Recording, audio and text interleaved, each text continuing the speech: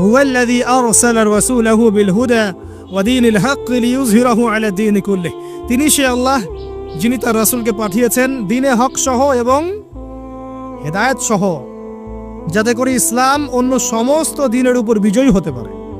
ওয়ালাউ কারিহাল মুশরিকুন, যদিও মুশরিকরা এটা পছন্দ করবে না। এটা আল্লাহ পাক করবেন। কখন করবেন? যখন আপনি আপনার কাজ দায়িত্ব পালন করেন। ইন তানসুরুল্লাহ ইয়ানসুরুকুম। আর যদি আমরা আল্লাহকে ভুলে যাই, নাসুল্লাহ ফানাসিয়াহুম, আমরা ভুলে গেলে আল্লাহও ভুলে যাবেন। আল্লাহ তো ওয়াদা করেছেন যে আনতুমুল আলাউনা ইন কুনতুম মুমিনিন, তোমরা যদি মুমিন হতে পারো আল্লাহ তোমাদেরকে বিজয় দিবেন। ওয়ালা তাহিনু ওয়ালা তাহজানু, হীনবল হয়ো না, দুশ্চিন্তাও করো না। আল্লাহ তো ওয়াদা করেছেন। দুই ব্যক্তি নিজে পরস্পরকে আল্লাহর সন্তুষ্টির জন্য ভালোবাসে, আরো সে আজিমে ছায়া পাবে। গোপনে দান খয়রাত করে, আরো সে আজিমে ছায়া পাবে। 6 নম্বর কে? 6 নম্বর কে?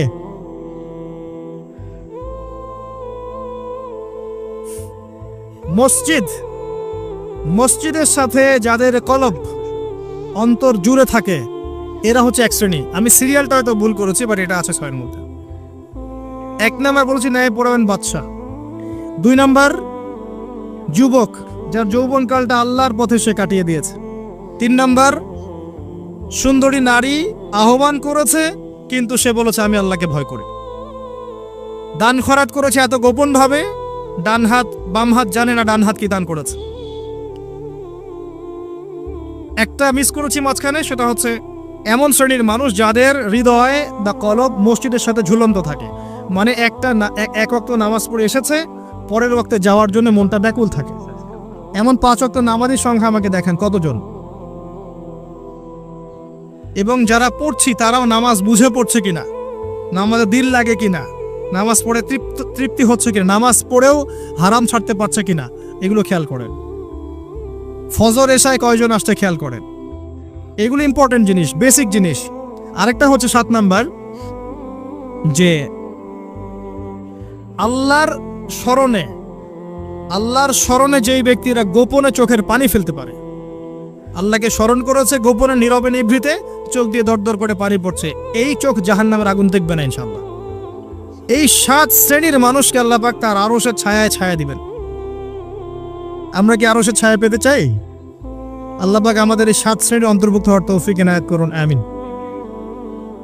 আমি আলোচনার শেষে 7টা পয়েন্ট আপনাদেরকে ধরব। আমি জিজ্ঞাসা করব কারা বলতে পারেন, শুধু হাত উঁচু করবেন, এখন না, শেষের দিকে, একটু পরে। যিনি সঠিক উত্তর দিতে পারবেন আমার পক্ষ থেকে স্পেশাল পুরস্কার আছে ইনশাআল্লাহ, হাদিয়া দিব ইনশাআল্লাহ একটা, যদি বলতে পারেন। 7টাই বলতে হবে, মনে মনে মুখস্থ করেন। লেকচার খালি শুনবেন, বাসায় গিয়ে ঘুমাবেন চলবে না। যেটা লেকচার শুনেছেন পড়া দিয়ে তারপর বসে যাবেন, এটা ক্লাসের মতো। এবার আসেন, এই আরশের ছায়া আল্লাহ পাক ছায়া দিবেন। এই আরশ আল্লাহ পাক সৃষ্টি করেছেন, তারপরে সৃষ্টি করেছেন কলম। কি সৃষ্টি করেছেন? কলম সৃষ্টি করে বলেছেন উক্তুব, কলম বলেছে মাযা আকতুব, কলম তুমি লিখো। কলম বলেছে আমি কি লিখবো? আল্লাহ পাক বলেছেন কিয়ামত পর্যন্ত যা হবে সব লিখে ফেলো। কিয়ামত পর্যন্ত যা হবে সব লেখা আছে, আপনার তাকদীর নিয়ে দুশ্চিন্তা করবেন না। এরপর আল্লাহ পাক সৃষ্টি করেছেন মহাবিশ্ব, কয়দিনে? 6টা কোন সেই আম্বাস করো। এমন একটা সময় চলে গেছে যে মানুষ কোনো আলোচ্য বিষয় ছিল না। পরে আল্লাহ পাক সৃষ্টি করেছেন মানুষকে। ওয়াইজ ক্বালা রাব্বুকা লিল মালায়েকা ইন্নী জাইলুন ফিল আরদি খলিফা, খলিফা করে পাঠিয়েছেন। খলিফা কে? এটা একটা বুঝতে হবে। খলিফা দাউদ আলাইহিস সালামকেও বলা হয়েছে। আল্লাহ পাক সূরা সাদে বলেছেন ইয়া দাউদ, হে দাউদ, ইন্না জাআলনাকা খলিফাতান ফিল আরদ, আমি তোমাকে পৃথিবীতে খলিফা করে পাঠিয়েছি। তোমার কাজ কি? তোমার কাজ হচ্ছে ফাহকুম বাইনান নাসি বিল হক, মানুষের মাঝখানে হকের মানদণ্ডে বিচার ফয়সালা করো। যারা আল্লাহর বিধান অনুযায়ী মানুষের মাঝখানে বিচার ফয়সালা করে, এরা আল্লাহর খলিফা। যারা মানুষের মাঝখানে আল্লাহর বিধান দ্বারা বিচার ফয়সালা করে না, তারা আল্লাহর খলিফা নন। কথা বুঝতে পারছেন? ওয়ালা তাত্তাবিউল হাওয়া, নিজের প্রবৃত্তির অনুসরণ করো না, তাহলে এটা তোমাকে আল্লাহর পথ থেকে বিচ্যুত করবে। আর যারা আল্লাহর পথ থেকে বিচ্যুত হয়ে গেছে, তাদের জন্য অপেক্ষা করছে যন্ত্রণাদায়ক শাস্তি। বিমা নাসু ইয়াউমান হিসাব, এই কারণে যে তারা হিসাবের দিন ভুলে গেছে। খলিফার ফাংশন আল্লাহর বিধান দিয়ে বিচার ফয়সালা করবে। আসেন, এরপরে আল্লাহ পাক আদম আলাইহিস সালামকে নাম শিক্ষা দিলেন। আমি শেষ করে দিচ্ছি, ফিনিশিং এর দিকে আসছি, আপনারা একটু ধৈর্য ধরেন। আল্লাহ পাক আদম আলাইহিস সালামকে সমস্ত নাম শিক্ষা দিয়েছেন, এমন কোনো নাম নাই যেটা আল্লাহ পাক তাকে শিক্ষা দেন নাই। ওয়াল্লামা আদাম আল আসমাআ কুল্লাহা, আমি আদমকে সমস্ত নাম শিক্ষা দিয়েছি।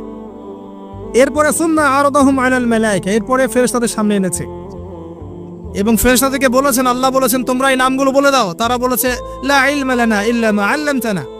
আল্লাহ পাক আদমকে বলেছেন আলাইহিস সালাম তুমি নামগুলো বলে দাও। এরপর তিনি সমস্ত নাম বলে দিয়েছেন। আল্লাহ পাক তারপরে বলেছেন আলাম আকুল লাকুম ইন্নী আ'লামু গায়বাস সামাওয়াতি ওয়াল আরদ ওয়া আ'লামু মা তুবদুনা ওয়া মা কুনতুম তাকতুমুন। আল্লাহ পাক এরপরে গিয়ে বলছেন ওয়া ইয কুলনা লিল মালাইকাতি ইসজুদু লি আদম। এই যে জ্ঞানের কারণে আল্লাহ পাক সম্মানিত করেছেন, এখন বলছেন সিজদা করো।